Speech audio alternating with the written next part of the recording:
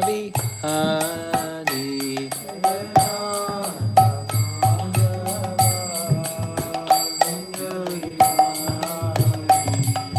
Gopi Jana Vallabha Girivardhari.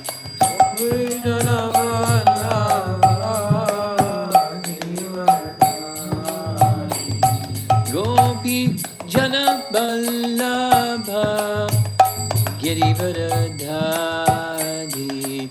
Gopi Jana Vallabha Girivardhari. Yasodanandana Brajajanarandana. Yashodanandana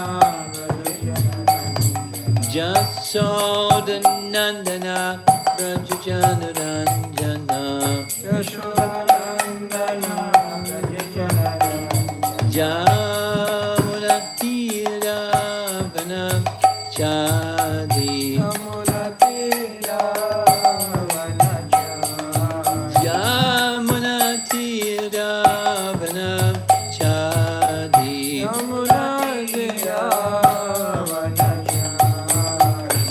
Jaya Radha Madhava Kunja Bihari.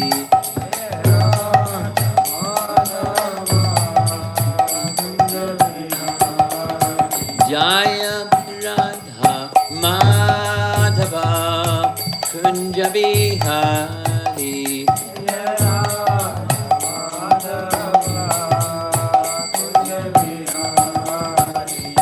Gopi Jana Vallabha Girivardhari. Gopi Jana Vallabha Gopi Jana Vallabha Girivardhari. Gopi Jana Vallabha Yasodanandana Brajajanarandana. Yasodanandana Brajajanarandana.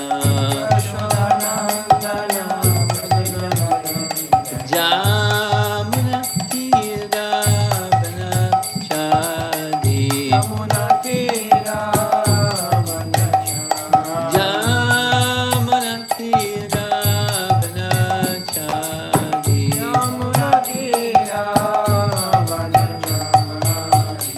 Jaya Radha Madhava Kunja Bihari.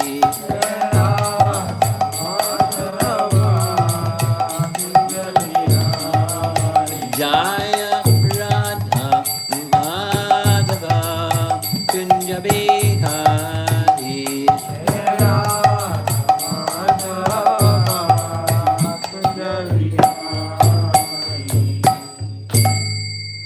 Jaya Om Vishnupad Paramahansa Parivijagacharya Astatara Sri Madha's Divine Grace Sri Bhaktivedanta Swami Srila Prabhupada Ki Jai.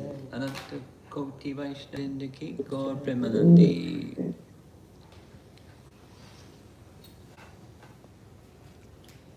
See if your son knows the name that Krishna is addressed, shown in that picture by the kitchen table. Yeah. What's his name? The name of Krishna where he's stealing butter. What's the name? You familiar with the name? Makhan Chor? Makhan Chor. Chor means to steal, and Makhan means butter, the butter thief. So we're reading from Canto 10, Chapter 8, where the butter thief pastime is described in detail. I mean, very interesting detail. And because it's the child development, the early childhood of Krishna. In Bala Kanda of Ramayana, there's not a lot describing the pastimes of Ram and his three brothers. So the persons who speak Ram Katha say, if you want to hear childhood pastimes, you have to go to Bhagavatam. Krishna's childhood pastimes are very wonderfully described. So one of the purposes of Krishna, besides being naughty and mischievous, is stirring the love of the elders, the men and the ladies, and the cowherd men, the cowherd women in Vrindavan. But one of the things that Krishna wanted to do, in addition to stimulating their love, was he wanted the parental affection of being scolded. No, most children don't like to be scolded. But it's part of parental affection. And parents know that, and not always do children know that, but Krishna wanted. But Mother Yasoda wouldn't scold him, she just embraced him and would say things like, "Why do you do these things?"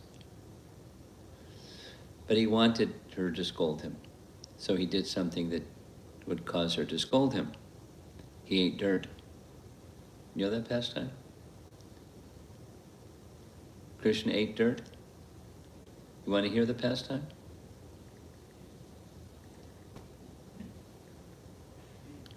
Did you know that Krishna ate dirt? Actually, we don't know whether he ate dirt or not, but the cowherd boys said to Mother Yasoda, "He's eating dirt." And mothers don't want their son to eat dirt, so she came to scold him. And Krishna said, "I didn't eat dirt, they're liars." And she said, "Well, they're not enemies, they're your dear friends, and over there is your elder brother Balaram, and he wouldn't tell us a lie." And he said, "If you don't believe me, you can look inside my mouth." So she said, open your mouth. And she looked inside Krishna's mouth, and you know what she saw? What did she see? Everything. Everything. She saw the whole universe, because everything is within Krishna. That's what our teaching says. Well, said, there isn't something that exists separate from its existing within Krishna. Everything exists within Krishna. She saw everything. That's a lot. Mountains, rivers, oceans, planets, living entities, all different species, even subtle things. She saw mind and intelligence and false ego, and the whole material creation. She even saw herself looking inside Krishna's mouth. Wow, pretty good. And she went, wow, what just happened? And then she started getting philosophical and saying, maybe I'm asleep. But no, I'm wide awake, my eyes are awake, so that she ruled that out. Maybe this is one of the illusory potencies of the demigods, Deva Maya. Then she ruled that out and said, no, I'm too unimportant for the demigods to show their Deva Maya to me. So that's not so likely. And then she said, maybe I'm deranged. I'm just mad. I said, no, I'm pretty stable. So then she concluded the fourth thing was, maybe this is one of those situations that was spoken by Gargamuni.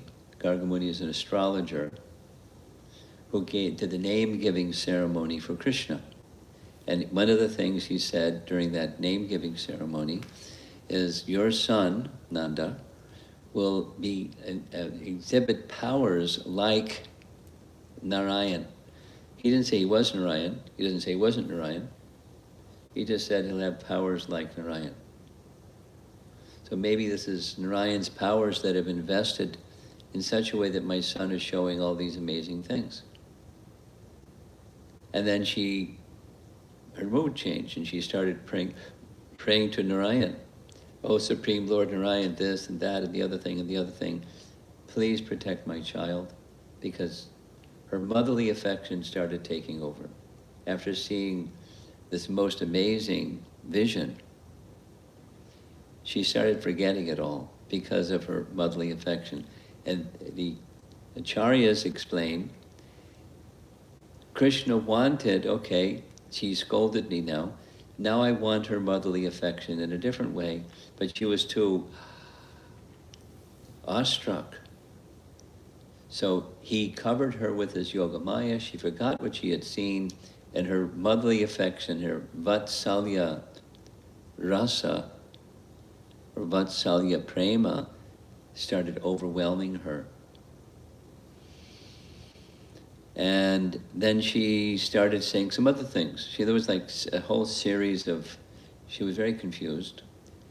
And she then started feeling very detached or renounced or spiritually like,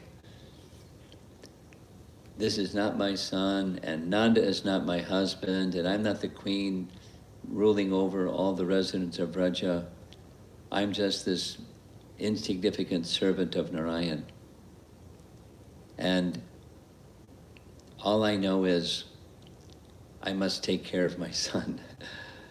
So she just got overwhelmed in motherly affection again.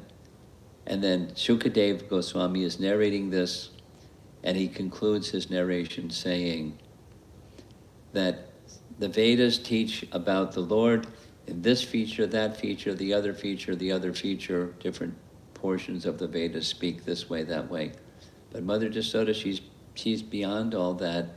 She accepts the Supreme Lord as her affectionate son. She's the topmost of all personalities. And he's like in an ecstatic mood when he speaks like this. So he's speaking to Maharaj Parikshit. So Maharaj Parikshit then becomes inspired and says,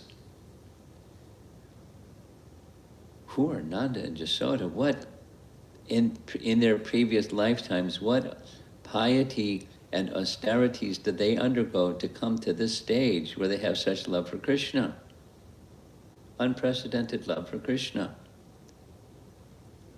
And then in second verse, he says, they have more fortune than even Vasudeva and Devaki. Vasudeva and Devaki gave birth to Krishna, but they didn't experience Krishna's childhood pastimes.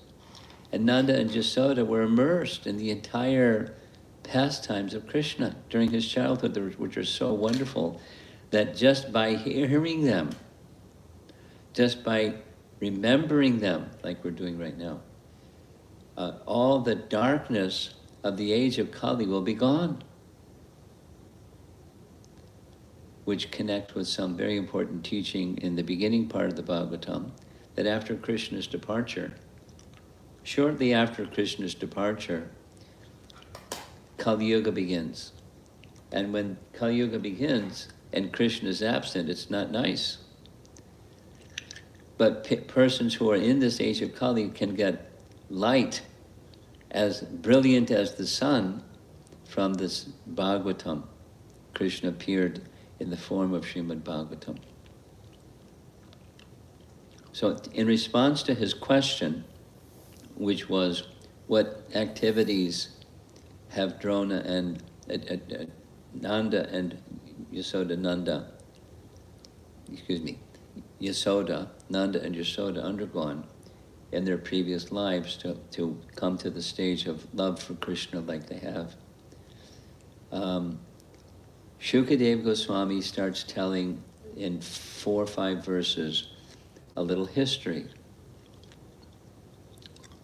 And the little history has to do with Drona and Dara. Are either of you familiar? Drona and Dara, or Dara? No? Okay. A little background explanation. In the spiritual sky, there's innumerable Vaikuntha planets, and amongst those innumerable Vaikuntha planets is Krishna Loka. In Krishna Loka, Krishna is eternally performing pastimes with his eternal associates. Among those eternal associates are Nanda and Yasoda. And from time to time, when Krishna appears, they appear with him. They descend. So when it's time for Krishna's appearance, especially Krishna's appearance in Vrindavan, which happens only once in the day of Brahma, which is 1,000 yuga cycles, which is a long time, Nanda and Jasoda descend. So the scripture explains that Narayana made a request of Nanda and Yashoda in the spiritual world that they expand themselves to make their appearance, their expansions should make their appearance in the heavenly realm. So Drona was a Vasu, just like Bhishma before was a Vasu. And Uddhava was also a Vasu. So Vasu is a kind of demigod that's not administrative kind. They're kind of like strong in the military skill department, like Grandfather Bhishma was. So Drona was like that. And his wife was Dara. She was an expansion of Mother Yashoda, a partial, called Angsa, partial expansion. And when it comes time for Krishna's appearance in this world, Drona and Dara offered prayers to Brahma. There are scriptures describing all this. We ask your blessings. We would like to have a son who is the Supreme Personality of Godhead. And so Brahma smiled and said, so be it.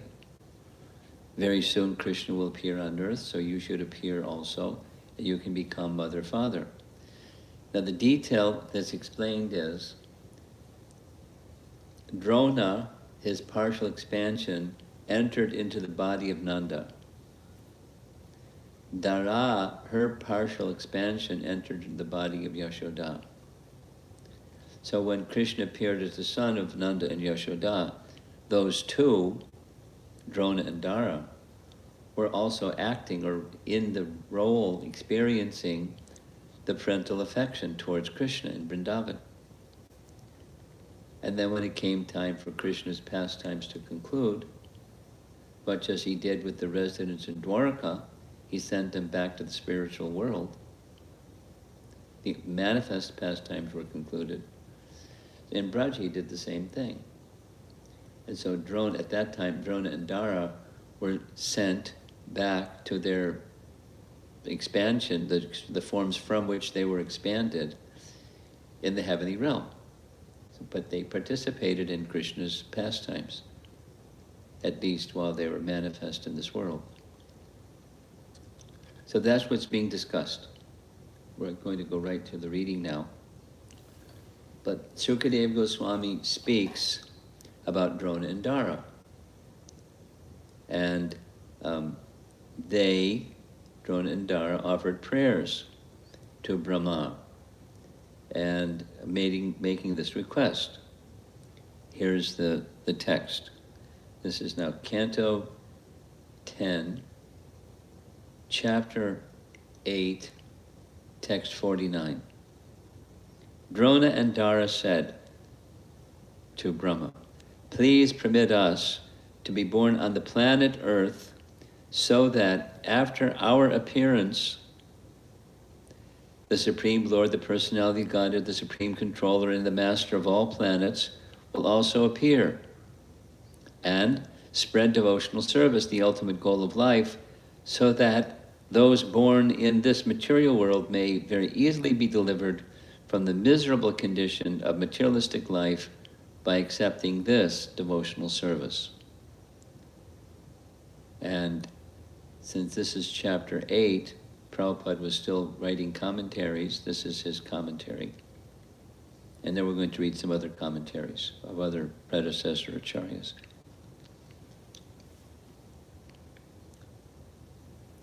This statement by Drona clearly indicates that Drona and Dara are the eternal father and mother of Krishna. Whenever there is a necessity of Krishna's appearance, Drona and Dara appear first, and then Krishna appears. Krishna says in Bhagavad Gita that his birth is not ordinary, from chapter 4, text number 9. Janma karma cha me divyam. Then he makes reference to another verse in chapter 4 Bhagavad Gita. Ajopisan avyayatma bhutanam ishvaropisan prakritim svamadishtaya sambhavam yatma mayaya. Translation: although I am unborn and my transcendental body never deteriorates, and although I am Lord of all sentient beings, I still appear in every millennium in my original transcendental form. Before Krishna's appearance, Drona and Dara appear in order to become his father and mother.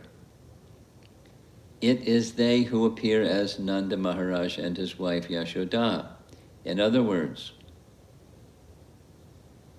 it is not possible for a sadhana, siddha living entity, to become the father or mother of Krishna. For Krishna's father and mother are already designated. But by following the principles exhibited by Nanda Maharaj and Yashoda and their associates, the inhabitants of Vrindavan, ordinary living beings may attain such affection as exhibited by Nanda and Yashoda. Now, the question raised by Parikshit is, can someone, what austerities have they undergone? And the answer is, well, they're expansion, so they didn't undergo austerities. They're eternally mother and father. They didn't do something in order to become mother and father, to have that special love and loving relation. When Drona and Dara were requested to beget children, this is the conversation with Brahma, they chose to come to this world, to have the Supreme Personality of Godhead as their son, Krishna. Krishna's appearance means Haritranaya sadhunam vinashaya chaduskritam. Bhagavad Gita 4.8.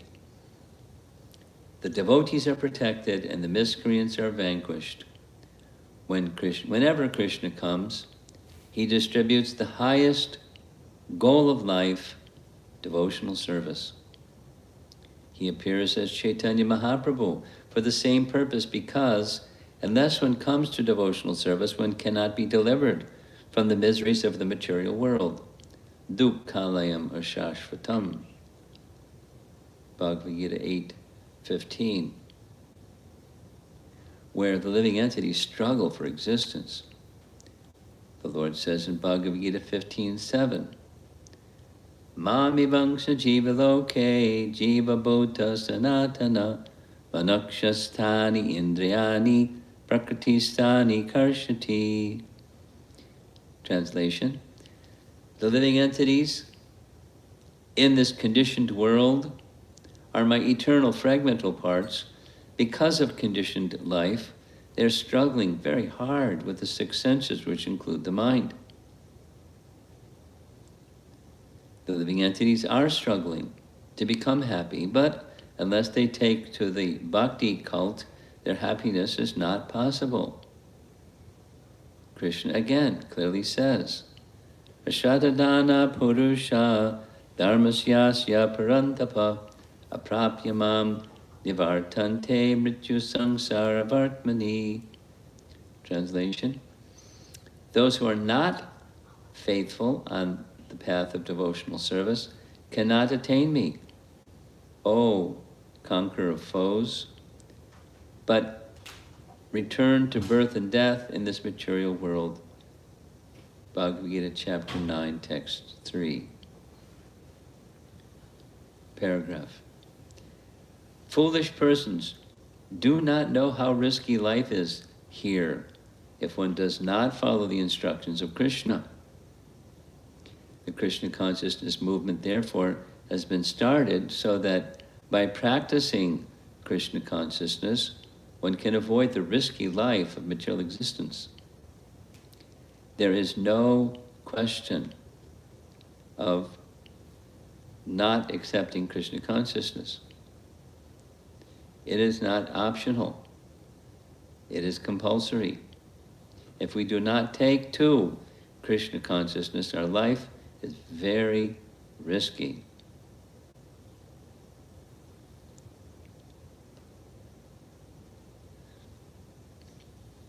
Everything is explained in Bhagavad Gita. Therefore, to learn how to become free from the miserable condition of material existence, Bhagavad Gita, as it is the preliminary study. Then, if one understands Bhagavad Gita, one can proceed to Srimad Bhagavatam, and if one advances further, one may study Chaitanya Charitamrita. We are therefore presenting these invaluable books to the whole world so that people may study them and be happy being delivered from miserable conditional life. So now there's three short commentaries. One is written by Vishwanath Chakravarti Thakur. They make reference to specific words in the verse, and one of the words in the verse is Mahadev. Normally Mahadev is a term used to indicate Lord Shiva. It's used in this connection a little differently. This verse refers to their future lives. So they're in their demigod position. In their future life, they'll become situated on earth. Mahadeva means one who has great pastimes. They would be born on earth, Bhuvi, where the Lord would appear. Vishveshvara means the Lord who maintains full power, though appearing within the material universe. According to the statement of Uddhava in Bhagavatam 3:2-15. So Uddhava in third canto, Uddhava, you know who is Uddhava? You're not sure. You know who is Arjuna? So Arjuna was a first cousin. Arjuna's mother, Kunti, and Krishna's father, Vasudeva, were brother and sister. So they were first cousins, and they were dear friends. Vasudeva, in addition to Kunti as a sister, had 4 brothers. One of those brothers was Devabhaga, and Uddhava was his son. So they're near age, same, contemporary first cousins. And he was outside of Vrindavan, he's known as the most intimately connected with Krishna of anybody. It was Uddhava, for example, who carried the message from Krishna to the gopis. Remember that? Yeah? And Uddhava's reading the letter to the gopis, and before that he goes to visit Nanda and Jasoda, and Radharani speaks like a mad woman in Mahabhava, tell this bee to get away from me, to talk with the bumblebee, that famous, so it's Uddhava. Krishna sent Uddhava from Mathura because he was always by Krishna's side and very, very confidential.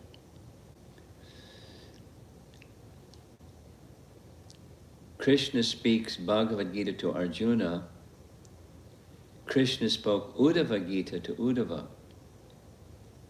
That's in the 11th canto of Bhagavatam. Very celebrated, 12, 13 chapters, very high, very deep, very important Uddhava Gita.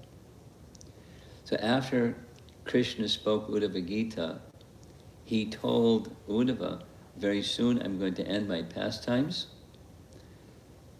when I appeared in this world, I came to give my association to my dear devotees. One place I didn't go was Badri. There's Narayan and his associates. I'm giving you a service. You go carry my message to them. As I've spoken to you, you convey it to them. It was purposeful to help him maintain his life, so he had some service to do. That was one of the purposes. So on his way to Badri, leaving Dwarka, Vidura, who was on pilgrimage, ran into him in the forest of Vrindavan. Vidura didn't take part in the Kurukshetra battle. He left. He went on pilgrimage, an extended 34-year pilgrimage. And part of his pilgrimage, Uddhava was met by Vidura. And then they had some talks. This is at the beginning of Canto 3. So that's what references here. Uddhava is speaking about, guess who? About Krishna. Because he dearly loves Krishna. So according to the statement of Uddhava in 3rd Canto, Chapter 2, Text 15, Krishna, the master of Narayana and Brahma, appeared along with his angshas, that's his partial expansions, such as Mahavishnu and Matsya and Kurma. That is, when Krishna appeared, everything was within, all the avatars were within him. He is the source of all avatars. He's the source of everything. At the universe and everything is within Krishna. In other words, Krishna is Purna, or full. The verse also speaks of Hari. Hari means he who steals our mind. According to the logic of, there's a Nyaya rule that says, seeing the result, one can infer the cause. So Vishwanath says, following that rule, the words Parama Bhakti must mean this most exalted parental affection of Nanda Jasoda, Vatsalya Bhakti, suitable for them. Paragraph. In the future, others, hearing about and glorifying the services we rendered to the cowherd boy, will easily get the heart to obtain liberation.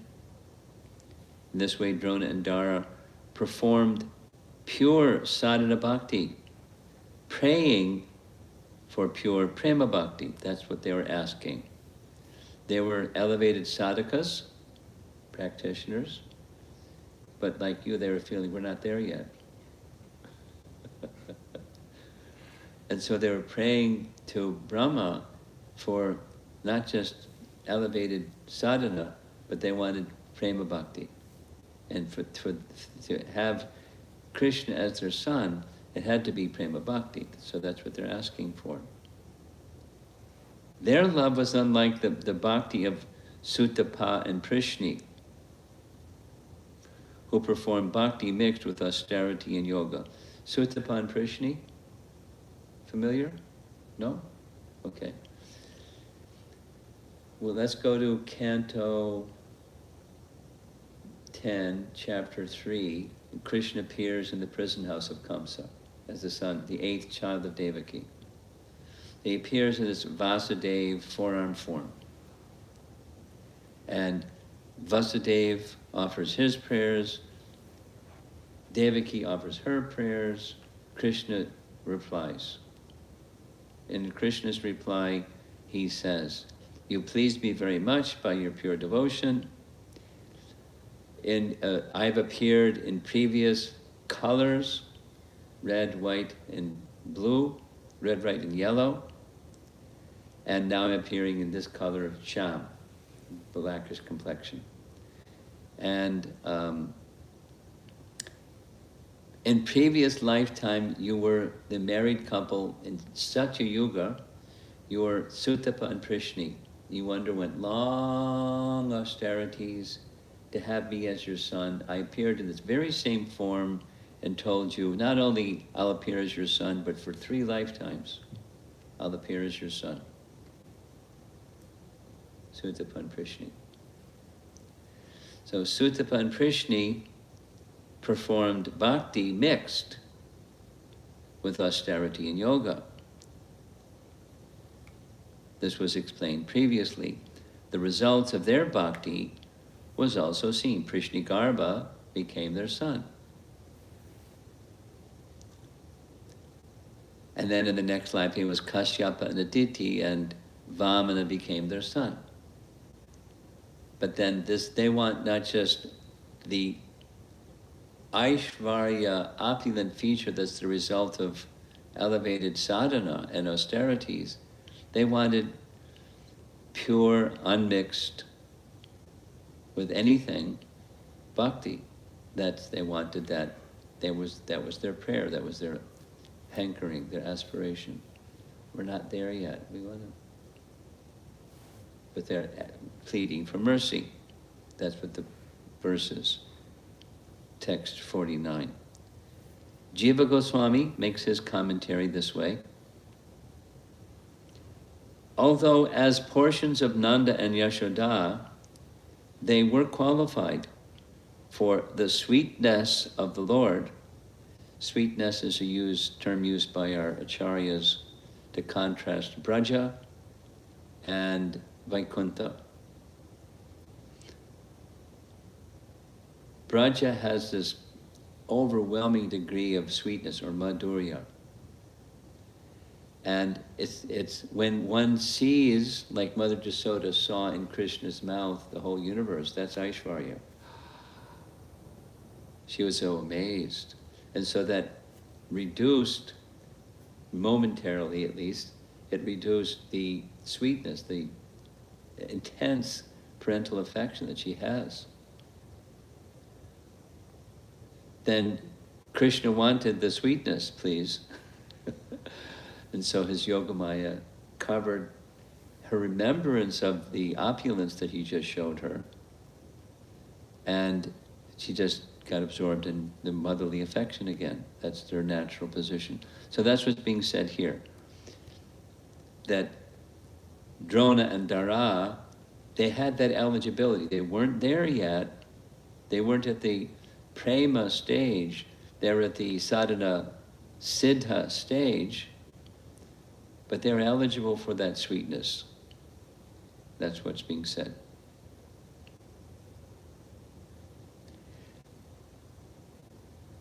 Although they were qualified for the sweetness of the Lord, however, by association with sages in heaven, they developed a preference for the Aishvarya, opulence, and expressed this to Brahma.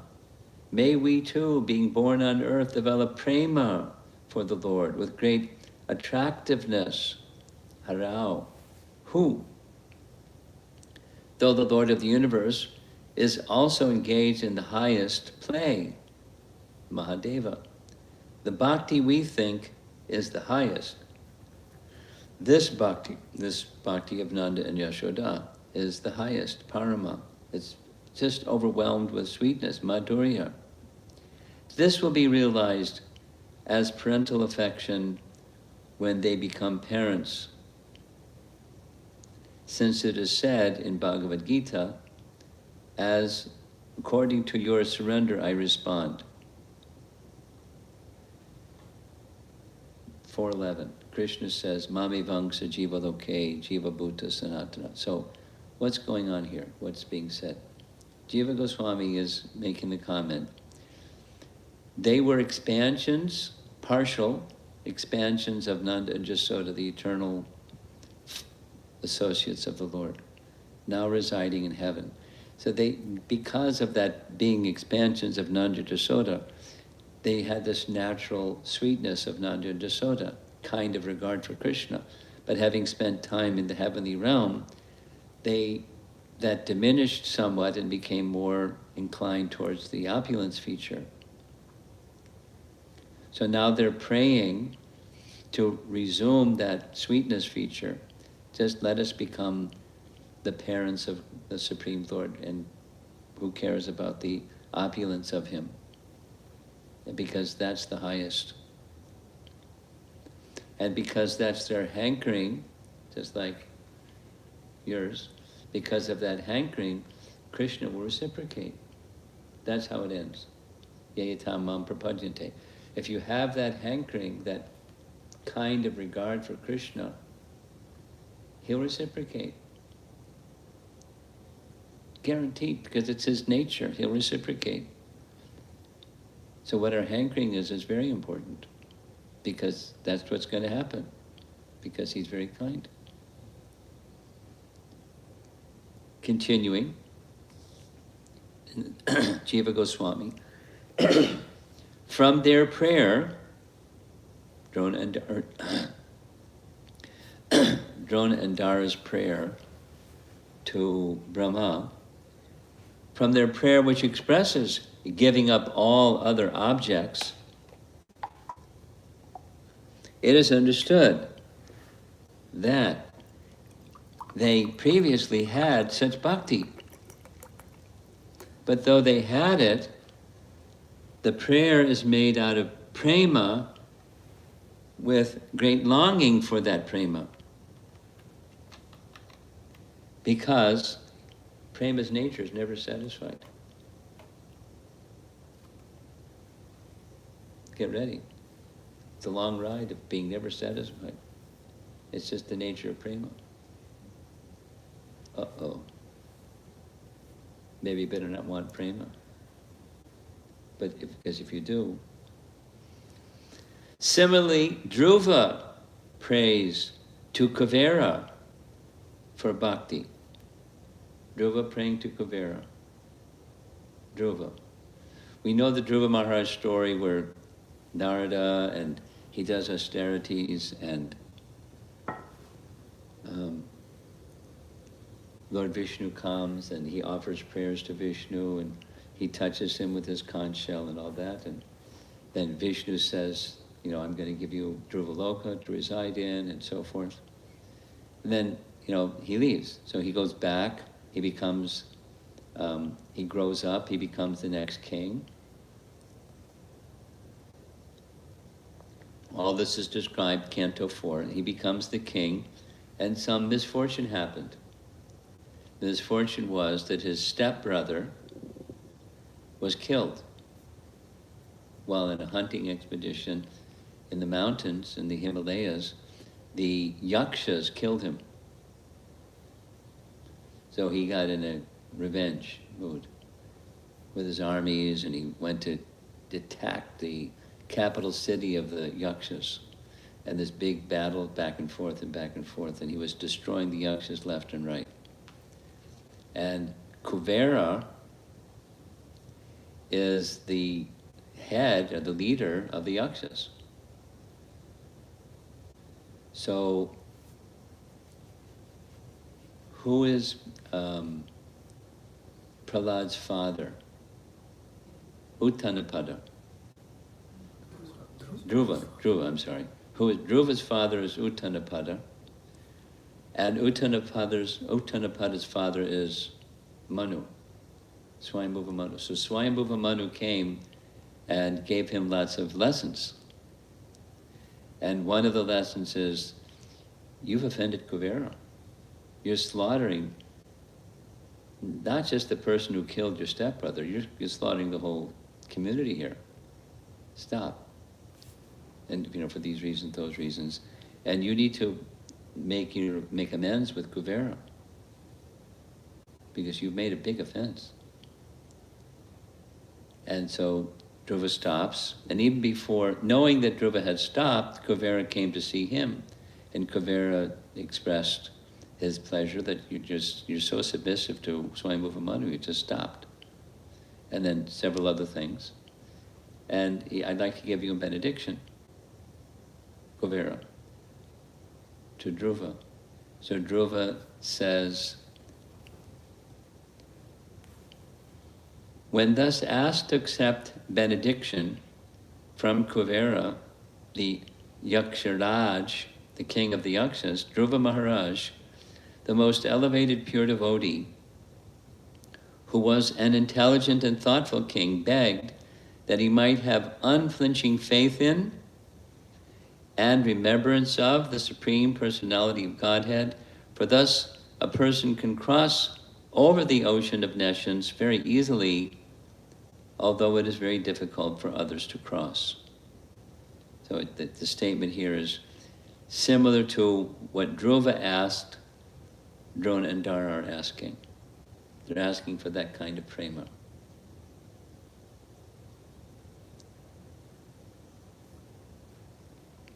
To pray forgetting, the Lord as their son would be a self on their part. Asking for the Lord as their son would express a desire for a great position. Thus they prayed for prema, since that is the nature of prema.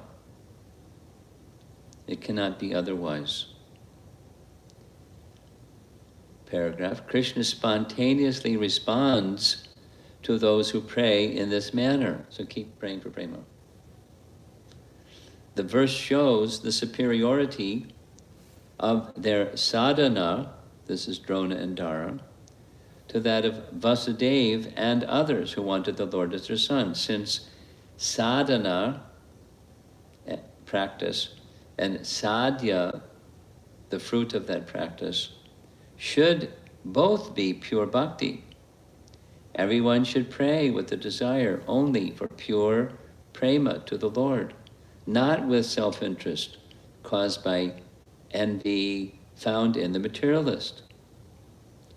By our bhakti of hearing and chanting, all other people, loka, will cross material existence. By this bhakti, others in the world will cross material existence. Though both Dara and Yashoda, those are the female, had pure Vatsalya bhav, Yashoda's bhav was superior because of the naturalness of her motherly affection. Pretty nice commentary, huh? And the final one is 2 paragraphs. It's Sanatana Goswami. The 6 Goswamis of Vrindavan, you're familiar? Lord Chaitanya, you're familiar. So amongst his many exalted associates, there were 6 that previously were worldly ministers in government and multi-millionaires and, exalted in material standards, and gave it all up and went to live in Vrindavan as mendicants. Under Lord Chaitanya's instructions, they wrote books on bhakti. And the chief amongst them was Sanatana Goswami. So here's his commentary.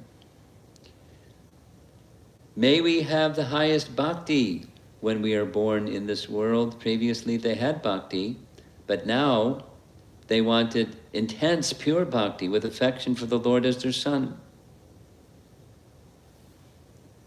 We're not there yet. Prayer.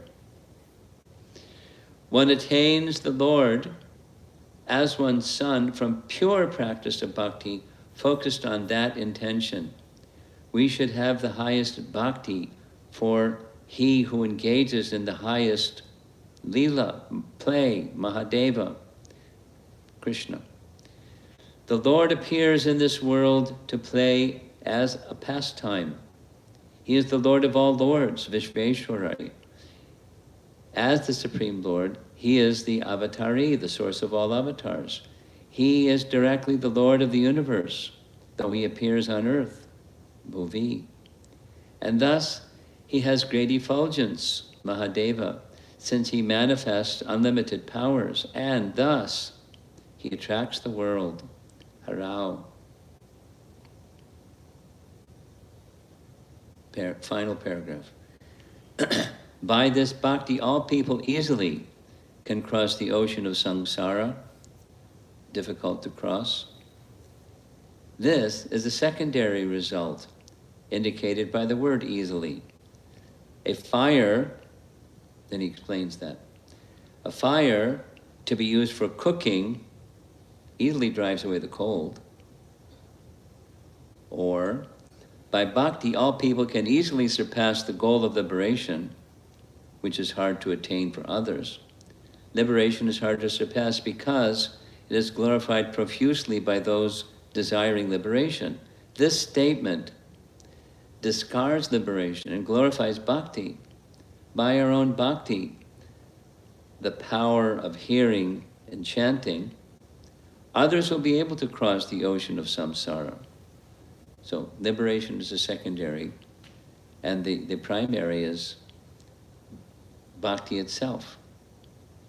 And bhakti itself has powers, including those powers, or the secondary powers, as giving liberation to oneself and giving liberation to others.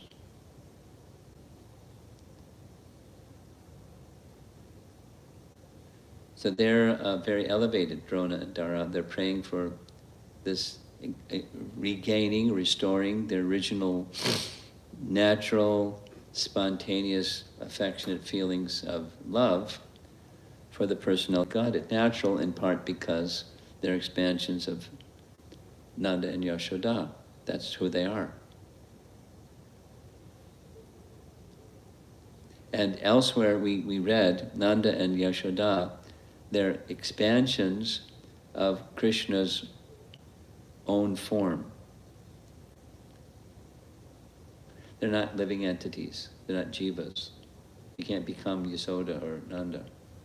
They're in a different category. And these are expansions of them. And they have that natural affection as Nanda and Yasoda have. And they're most exalted.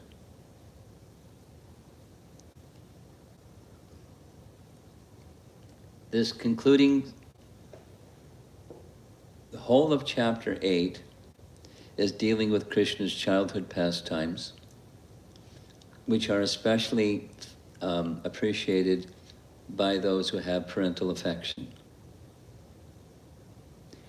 And amongst the childhood pastimes, foremost are Nanda and Yasoda, and amongst them foremost is Yasoda, because this carries over to the next chapter 9, which is the Damodar Lila, and it's Yasoda all the way. Her very special affection for Krishna, and Krishna's very special affection for her, to the extent that she can bind him with rope. And she doesn't bind him with rope by rope, she binds him with her affection. That's part of the Leela. Because when he tries to bind her with rope, he can't bind her with rope. It's always 2 inches too short. Then she gets more rope. It's always 2 inches too short. And it's always 2 inches too short. And it's always... So the other gopis, they come and they watch what she's doing. They laugh and they just say, "Don't you understand? It's not meant to happen. Just this morning you put a little string around, a little bell, and it easily went around his waist, and now it's not going around his waist with all this rope, so it's just like, just accept it." And she says 2 things. Why is it always 2 inches? And I'm his mother, and he stole, and I can't let him steal. I have to be mother. If he grows up and I just let him steal, then what's going to happen when he grows up? I have to check this stealing tendency. So she continued to make effort, even though it was 2 inches too short. So then, the Acharya is described, he withdrew his Satya Sankalpa Shakti and his Icha Shakti, and he extended instead his Kripa Shakti. Then she could bind him. Because without mercy, and why did he extend it to her? Because of her love. And that's the strength of her love controls the Supreme Controller. That's the glory of her love. So it's all a continuum from the parental, the small child activities and the parents, not just mother, father, but also the elder gopas and the elder gopis and their exchanges, they're all described in the chapter 8. And then it just goes really focused on Nanda Jasoda and then more focused on Yasoda, most exalted.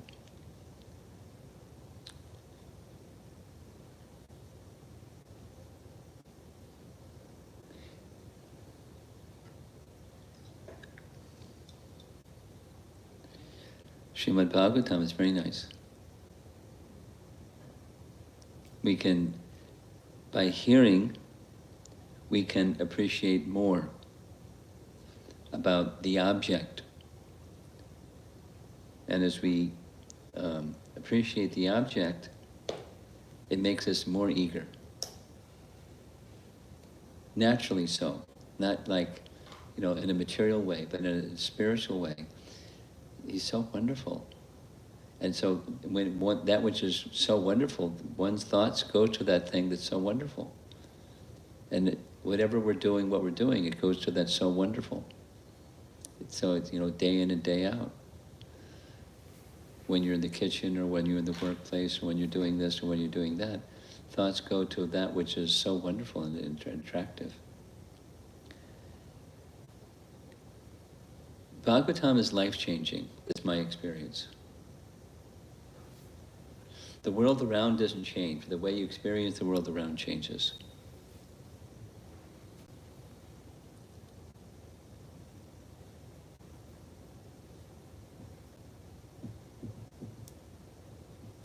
So let's see if there's some discussion. What we've been doing is those who are present can we encourage you to engage us in some discussion while the people online are sending in their questions. And the longer we talk, the more questions come.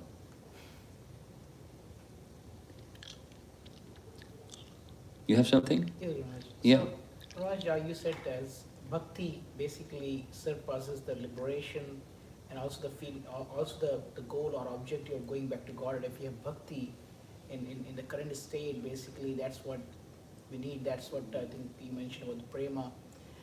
But in today's, for normal working people like us, how do we cultivate that sort of bhakti? We're doing it. We're doing it right now. It's by hearing about those who have bhakti. How do you get warm? Go closer to fire. You stand near a fire, you get warm. How do you get bhakti? You associate with those that have bhakti. Sangat, sanjayate kama. We develop qualities like those with whom we associate, just like your comments. By having a sadhu sangha, something happens. Stand near a fire, you get warm. So keep that association going. And then, in your own home, you have now more inspiration for more hearing and chanting, and who knows, going to read Krishna's pastimes and understanding them deeply, and that's how it happens. Shravanam, Kirtanam, Vishnu Smaranam. That's how it happens. And the Shravanam Kirtanam is awakened through sadhu sangha. Bhajana Kriya, devotional activity, is awakened through sadhu sangha. And just stay with it. Raj, when we are reading Bhagavatam, when we are associating with devotees and doing bhajan kriya, that's fine. But when we go to the normal work, our total consciousness. But if you carry that consciousness with you into the normal work, you're Krishna's part and parcel in the workplace, representing him. It's a different. It's not the same. It's different. But that's, it suits your nature. Otherwise, you wouldn't be married and have family. It suits your nature. So according to your nature, you engage in service. So you're engaging according to your nature. So now how do you engage according to your nature while remembering Krishna? That's the art of work. Mama nusmara engaging in a prescribed duty, and always think of me. So how do you always think of Krishna in the workplace? By strong sadhana. And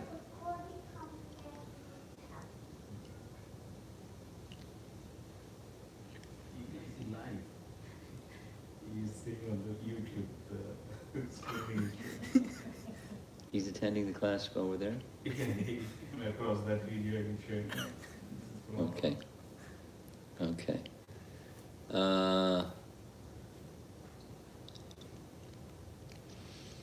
While you're in the workplace, you're Krishna's emissary.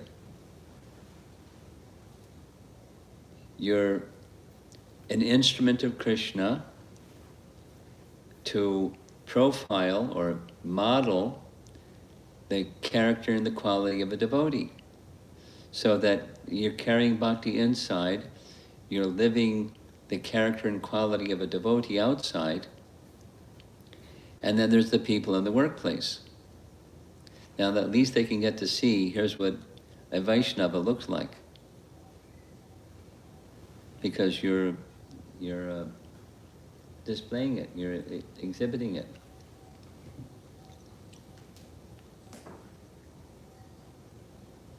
Very small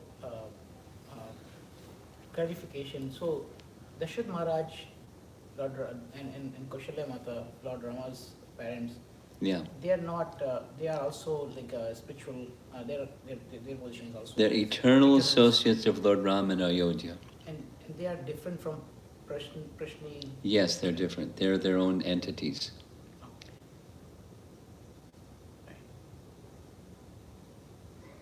Okay? I have a general question. Sure. Like, we always say guru is very important in life, but can you have two gurus? And like other thing is like if I have taken some diksha and a mantra, I chanted it for a long time, and if I change it to different mantra, will I keep get some credit of chanting the other mantra as well, or Yeah. I will have to start over again? Here's what, no, you don't have to start over again. Here's what Scripture says. If mantra is not received, two things. If mantra is not received in disciplic succession, nishpala, it doesn't bear fruit. Mantra is one thing, but mantra through disciplic succession is another thing. Now, mantra comes from somebody, but then the question is that somebody in an unbroken line of disciplic succession from Krishna? And it's a very important question, because if not, nishpala. And in that case, then one should receive mantra again. This is a statement in Scripture. So, there's no... The fact that you did what you did is to your credit. It's not... it becomes zero all of a sudden. And then you continue from there to receive and go further. Now, your wife didn't hear your question, but she probably knows what the question is, because you probably discussed it already many times. Having two gurus and changing the mantra, I will keep the credit of previous chanting or not. Now, you mentioned you received mantra and you've been chanting mantra for some time, mantra diksha. Now, and you mentioned the word disciplic succession. Are you aware, you probably are you aware that from Padma Purana, it mentions there are 4 standard disciplic successions? From Lakshmi or Sri Sampradaya, the Kumara Sampradaya, the Rudra Sampradaya, and the Brahma Sampradaya. Those are 4 authentic disciplic successions, unbroken through the course of time, that are through which one must receive transcendental knowledge and mantra. Like Krishna says in chapter 4 Bhagavad Gita, When that line of disciplic succession is broken, knowledge is lost. Evam prampara praptam imam rajarshayo vidu sakali neha mahata yoga nashta. Knowledge is lost. So somewhere there's some teacher and some line of teachings passed on through time. But does that line of teaching from which you have received mantra, is that from one of those four sampradayas? I'm unfamiliar. I don't know. I don't have an idea. I have to ask my Sadguru. Okay. From which sampradaya we belong. Okay. Yeah. Now, okay. I've had some, because Lokanath Maharaj is very fond of Vittal and Pandharpur and so forth.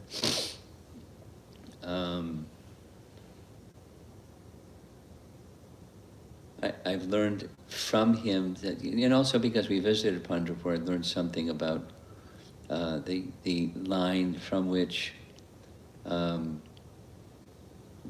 was installed and so forth. But I would personally be interested, and I imagine you would be also personally interested to know, is the line from which you're in which you're situated, is it one of those four? And that makes a big difference if it is or is not. There's no harm if it's not, but it's not the same if it's not.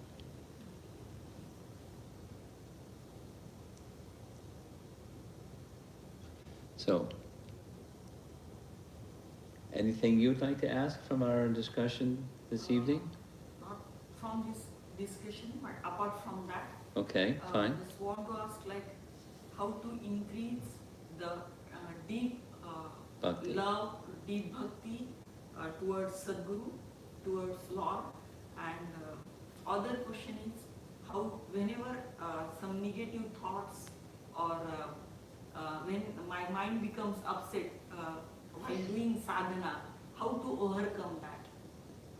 Like sometimes when I go into that negative thoughts, I completely go into the downside of it, and it's very difficult for me to come again to the, like that happens with me. I don't know. Yeah, it's not just you. It's, you know. And while means I'm regularly doing sadhana, I have very nice drishtantas, means nice dreams. I see different scenes, some foods or something very nice in that dreams. But in practically, I feel there should be something I can see in front of me. Otherwise, I can realize something like that. That type of. Well, I'll deal with the last part, since you just said it last, or most recently.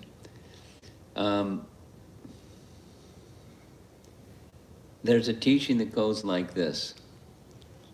Let's say it in some different ways. My expression is, when you take shelter of Krishna, please understand it's on his terms, not your terms. Or what Lord Chaitanya said in his Shikshastaka prayers, you can do with me whatever you like. You can embrace me, you can neglect me, you can trample me under your feet. You can do with me whatever you like, I am yours. There's only one thing, please keep me engaged in your service. That's another way of saying the same thing, it's on his terms. Or another way of saying the same thing, it's different, but it's, one should not, it's not advised to seek peak experiences and be disappointed if you don't have peak experiences, like directly seeing something, experiencing something. It's up to Krishna to show us. That's no harm to be eager, but it's completely up to Krishna. Don't be frustrated if, like in the morning class we were discussing the kidnapping of Nanda Maharaj on the Dwadasi day after Ekadasi. he was bathing in the Jamuna, getting ready to break the Ekadasi fast on Dwadasi morning. And it was one of those odd Ekadasis where the lunar day was 18 hours different than the solar day, which is 24 hours. The sun hadn't come up. He was getting ready to break the fast. And so the Varuna's agent kidnapped him, took him to Varuna's abode. Krishna followed, and so forth and so on. So that's chapter 26. And then the associates, when Nanda came back and said, this is what I saw the opulence of Varuna, and then I saw Varuna worshipping my son. Who is he? Maybe he's Narayan. And then they started saying, maybe he'll show us his abode. So they had that desire to see the abode of Narayan. So Krishna smiled and said, I think I'll show them. But they're already qualified. This is the point I wanted to make. They're 100% qualified. But to see something depends upon Krishna's disclosure. He showed his unmanifest pastimes and showed it to them, and then withdrew it. And then they forgot everything. So don't hanker for seeing something. Hanker for unmixed devotion. I am yours. Like Prahlad prays to Vishnu. Don't ask me to take a benediction, then I'm a business person. Vanik. I do and you do, and that's our relationship. No. The relationship is only one thing. I'm the servant, you're the master. That's it. So that's bhakti. That's pure bhakti. Whatever you want, that's what I want. You're the master, I'm the servant, that's it. Nothing else between us. Now, it's certainly okay to hanker for some confidential exchange. That's what the residents of Braja, they wanted to see. So he showed. But if he doesn't show, that doesn't mean he's not being kind, there's no love between them. It's just Kripa Shakti. We want to be in service. That's all. Now that's a high position, but that's the goal. The goal is not see something or experience something. The goal is, so how to reach that stage, which was the first part of your question, for both the Lord and the representatives of the Lord. The sadhana bhakti leads to anartha nivritti, the cleansing of unwanted things, like your husband said before, the stuff inside is blocking. So the anartha nivritti, the eradication of unwanted things in the heart, comes about by assiduous or ardently performed Shravanam Kirtanam, hearing chanting, bhajana kriya.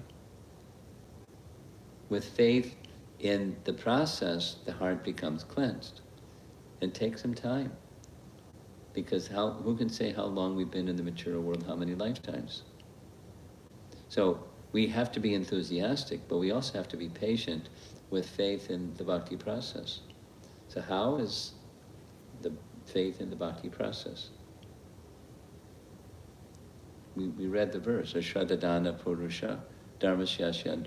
So the faithless persons will not succeed, and faithful persons will succeed, because we're investing faith in the elevating and cleansing process.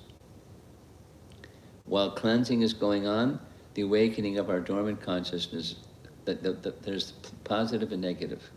Elimination of the negative, the cleansing. The awakening of our natural consciousness, that's the positive. And that's the hearing and chanting carries you there. It's not just the activity, it's also mercy. So when you try, you realize I can't do this on my own. I have mercy. So with your heart, you call out for mercy, and mercy comes. Just like your children, when they call mommy, you know, you're there. Krishna's like that. Very loving. Always. Effort and mercy.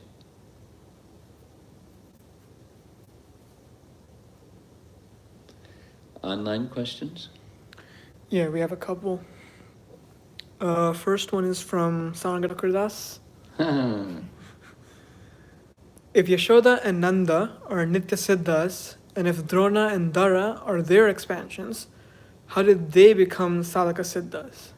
It says, by association with the denizens of heaven, they became more attracted to the Aishvarya feature.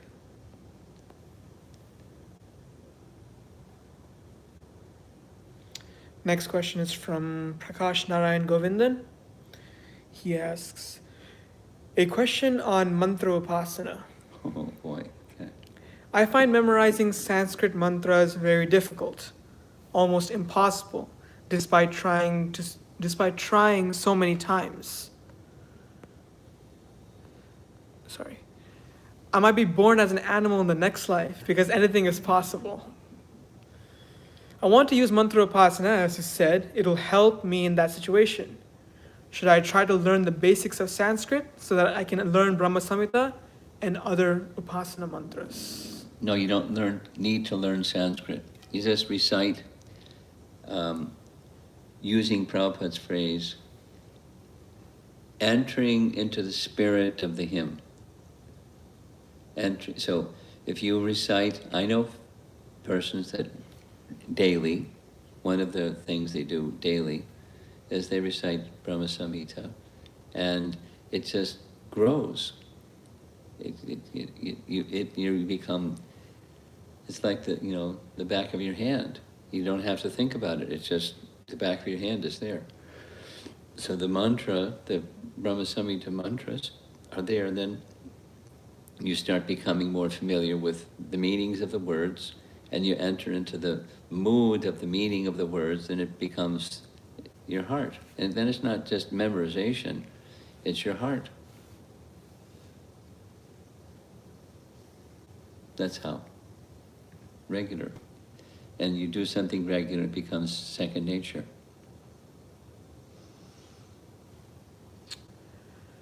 We have two questions from Uttama Bhakta Prabhu.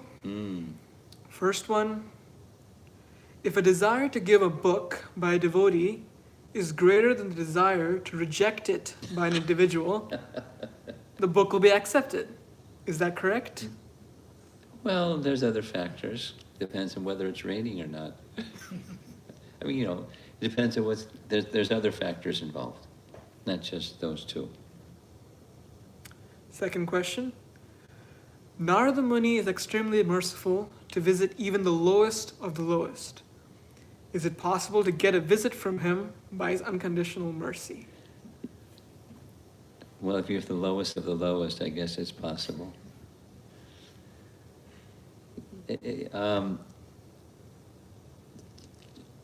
If he were to come, would you be able to perceive him? There's a number of cases where Prabhupada spoke after a program saying, did you see Narada came? No one saw, but he is verifying what he saw. So there's other factors besides what was mentioned. You have to have the eyes to see, even if you get some mercy. When Mother Jasoda saw inside Krishna's mouth, she had the eyes to see in addition to what was in his mouth.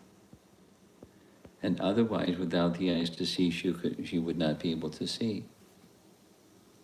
Just like Duryodhana, he saw a partial manifestation of the universal form in the royal assembly. But, what did he see? Who knows what he saw? He just thought, oh, he's a mystic, he's got some powers, but so what? So he didn't see what others were able to see. because of his attitude. So there's different factors besides the ones just mentioned. That's it. Okay. Concluding, anything? Good? Good. Srila Prabhupada ki, Grantharaj Srimad Bhagavatam ki.